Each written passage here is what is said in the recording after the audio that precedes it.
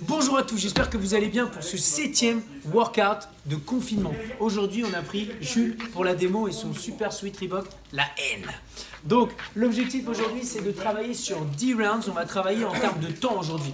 Vous allez faire 30 secondes max effort sur un exercice, 30 secondes de repos, 30 secondes max effort sur un autre exercice, 30 secondes de repos. Vous allez avoir un exercice qui va être très dynamique, ça va être le dumbbell snatch, et un exercice un petit peu plus slow où vous allez être plutôt dans un travail de contrôle et de technique où vous ferez un à droite, un à gauche, qui est le Turkish Get Up. On va regarder ensemble ces deux mouvements. Le premier mouvement, le dumbbell snatch. Regardez, ça ressemble à ça.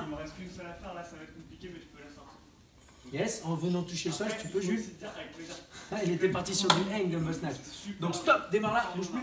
Donc votre but, c'est d'avoir le dos droit en phase de démarrage et ensuite de venir ramener votre coude au niveau des côtes et arriver aux côtes, vous allez devoir contracter fort vos cuisses pour pouvoir amener la charge au-dessus de la tête. Regardez, s'il nous fait une démonstration. Yes, vous avez vu son bassin, ce qui se passe. Maintenant, pour ceux qui n'ont pas forcément un dumbbell ou une charge externe, utilisez un sac à dos, vous mettez de la charge à l'intérieur et vous faites un classique ground to overhead. Ce mouvement-là. Yes, it's good. Donc, si vous entendez, c'est Lucas qui est en train de donner le live à côté. What's up, Lucas? Salut, les gars. Ouais. Du coup, ça va être notre premier mouvement. Le deuxième mouvement, ça va être le Turkish Get Up.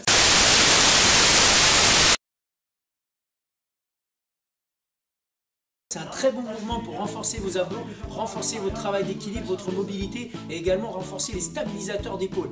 Le mouvement ressemble à ça, regardez, on va le décortiquer après. Attends, je m'en occupe. Viens là, petit bonhomme. Ouais, let's go. Putain, la deuxième. Vas-y, continue. Ouais, continue. Je t'expliquerai après.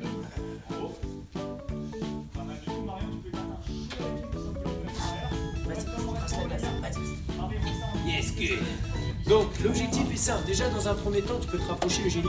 Donc l'objectif est assez simple. Dans un premier temps, vous allez avoir une charge à bout de bras. Sur l'ensemble du mouvement, vos bras resteront tendus.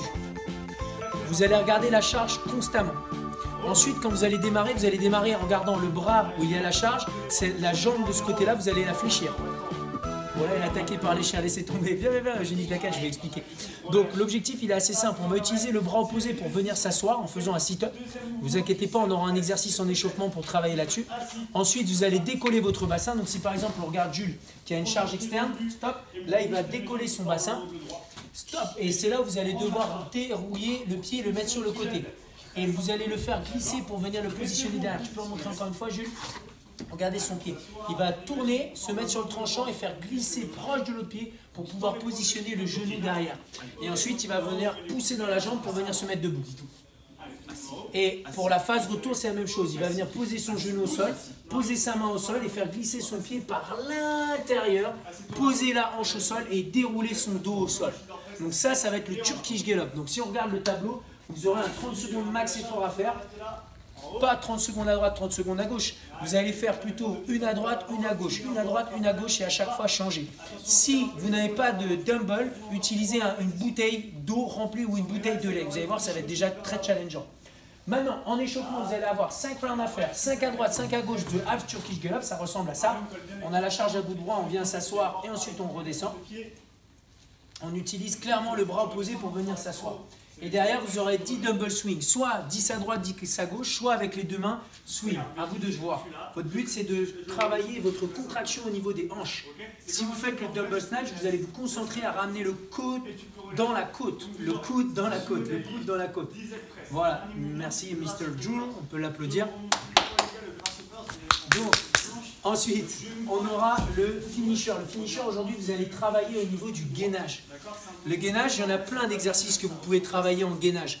Aujourd'hui, vous allez pouvoir travailler simplement sur une planche classique. Donc, par exemple, on se met en position planche classique, ouais, sur les mains, excuse-moi, Jules. Ensuite, on va simplement se mettre en hollow plank. Par exemple, ça peut être une première option. Donc, il va pousser le sol le plus possible. Et d'ici, vous allez pouvoir mettre des éléments. Donc là, on n'a pas anticipé, on n'a pas mis d'éléments.